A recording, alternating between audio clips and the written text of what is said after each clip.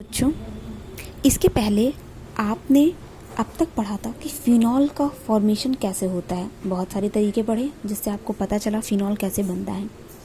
Physical properties chapter से हटा दिया गया है, लेकिन फिजिकल प्रॉपर्टीज़ से क्वेश्चन बहुत नहीं बनते हैं। आप उसको अपनी नोट्स में लिख लीजिएगा।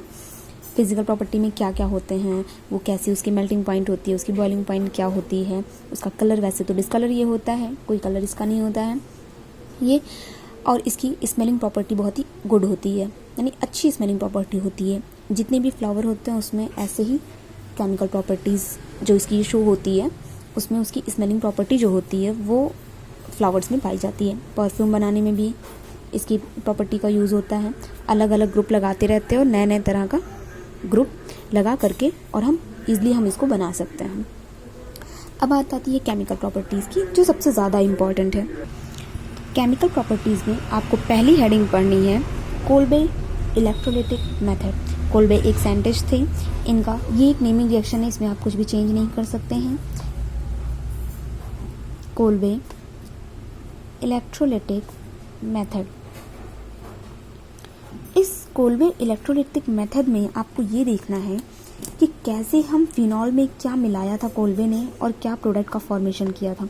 तो केमिकल प्रॉपर्टीज़ में आपको पता है, जो आपका एक कंपाउंड होता है, जिस कंपाउंड की हम डिटेल्स पढ़ते हैं, उसमें आपको फिनॉल को एज ए रिएक्टेंट लेना पड़ता है केमिकल प्रॉपर्टीज़ में, और मेथड ऑफ प्रिपरेशन में वो एज ए प्रोडक्ट यूज़ होता है।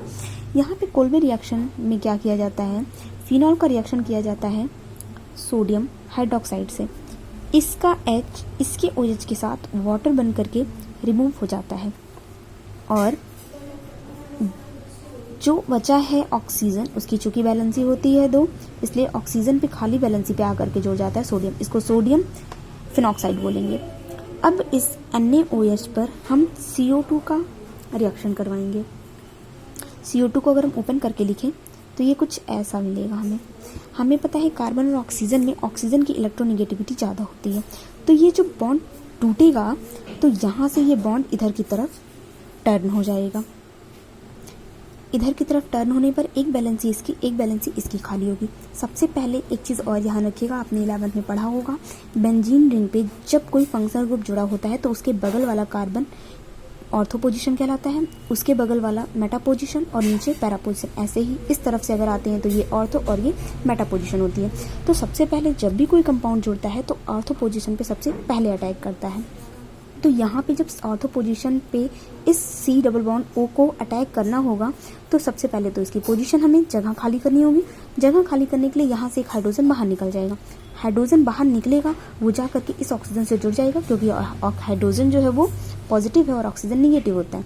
यहाँ जो कार्बन की बैलेंसी खाली थी वो इससे जुड़ गई, COO हम इकट्ठा करके लिख दी, और जो ये बैलेंसी खाली थी उससे आकर के हाइड्रोजन जुड़ गया, जिसको हमने इस ऑर्थो पोजीशन से निकाला था। अब क्या करते हैं, इस पर हम लगाते हैं पानी, यानी कि वाटर लगाते हैं।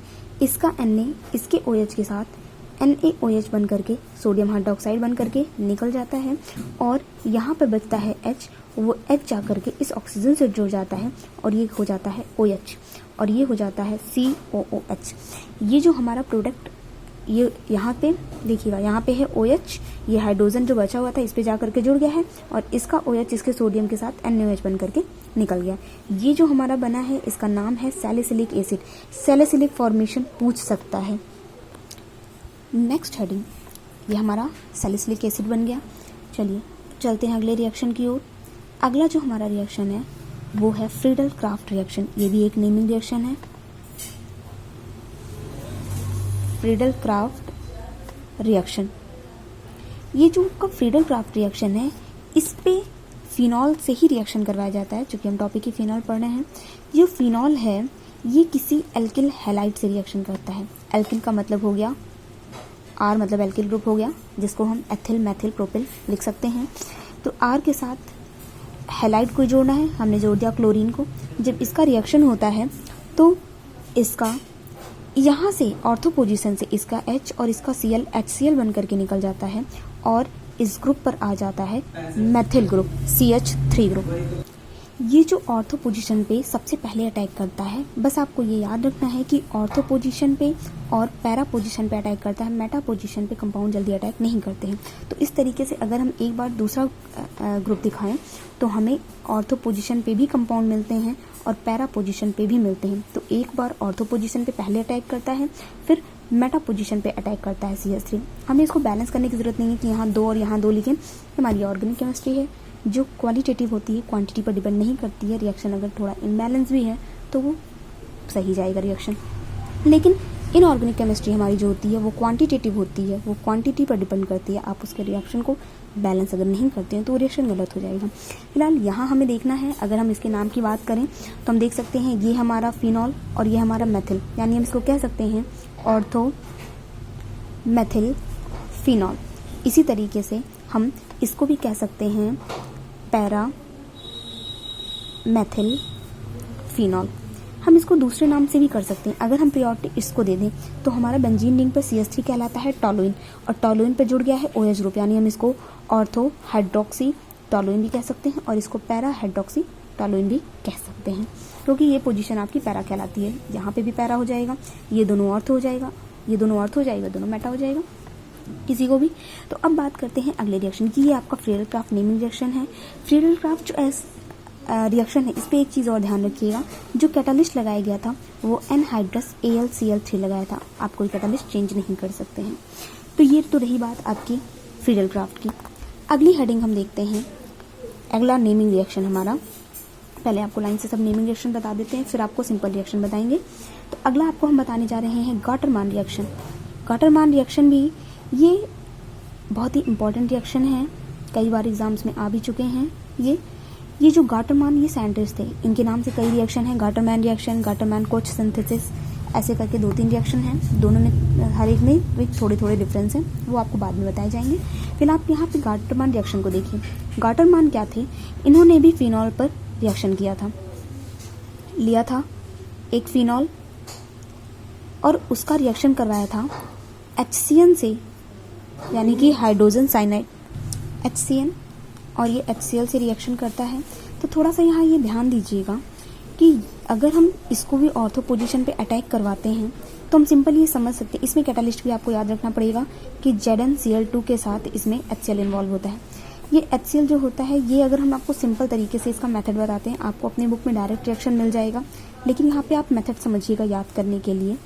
होता क्या है, यहाँ से इस पोजीशन से एक हाइड्रोजन निकलता है। चूंकि हाइड्रोजन HCN जो होता है वो HC ट्रिपल बॉन्ड N होता है। हम अगर इस बॉन्ड को ब्रेक करते हैं तो एक वैलेंसी कार्बन की और एक नाइट्रोजन की वैलेंसी खाली होगी। जब हम इस HCN को, ये इस पर अटैक करके कंपाउंड से जुड़ता नहीं है, ये एज ए कैटालिस्ट काम करता है। आप इसको यहाँ पे ना लिख करके यहाँ पे लिख सकते हैं। जब ये इस पर अटैक करता है तो ये जो हमारा फिनॉल होता है, ये है हमारा OH ग्रुप, और जो हम वैलेंसी खाली करने की बात कर रहे हैं ऑर्थो पोजीशन से, एक वैलेंसी जब ये खाली होगी तो ये जो वैलेंसी यहाँ की खाली हुई है वो इस खाली हुई वैलेंसी पर जाकर के जुड़ जाती है CH। और चूंकि हमने एक बॉन्ड यहाँ का तोड़ दिया है तो यहाँ बचा है सिर्फ डबल बॉन्ड और बचा है इससे N। चूंकि नाइट्रोजन की वैलेंसी 3 होती है, इसलिए यहाँ से निकला हुआ हाइड्रोजन इस पे जाकर के जुड़ जाएगा। अगले स्टेप में हम इस पर लगाएंगे पानी।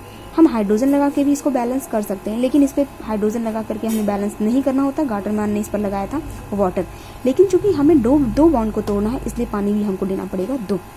आपको पता है जब ये वाटर टूटता है तो H प्लस में टूटता है और OH माइनस में टूटता है। अगर हम इस बॉन्ड को ब्रेक करेंगे तो जो ये नाइट्रोजन होता है वो निगेटिव होता है, तो इस निगेटिव को पॉजिटिव देना पड़ेगा, यानी इसको मिलेगा 2 हाइड्रोजन, और इस पॉजिटिव को हमें देना पड़ेगा निगेटिव, यानी कि 2 OH इसको हम दे देंगे।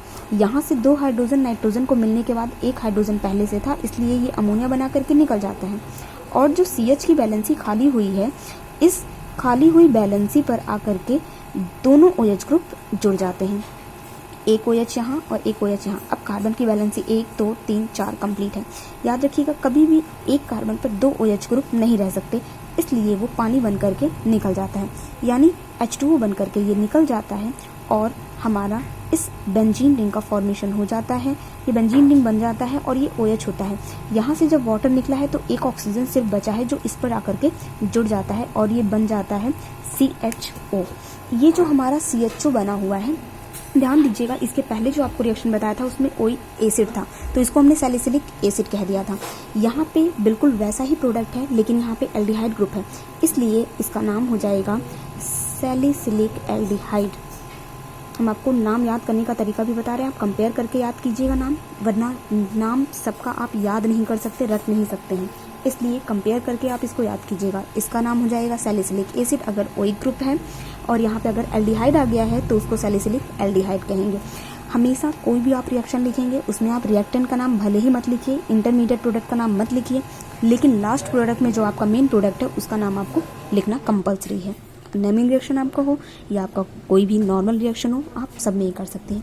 क्वेश्चन ये नेमिंग रिएक्शन के नाम से भी पूछ सकता है, और ये भी कह सकता है कि आप कैसे फिनॉल को कन्वर्ट करेंगे सैलिसिलिक एसिड में या सैलिसिलिक एल्डिहाइड में, या फिर आपसे ये भी बोल सकता है कि कैसे क्रेसॉल में चेंज करेंगे, ऐसे बहुत सारे पूछ सकता है। तो ये तो आप थे नेमिंग रिएक्शन, जो तीनों ही नेमिंग रिएक्शन आपके बहुत ही इंपॉर्टेंट हैं।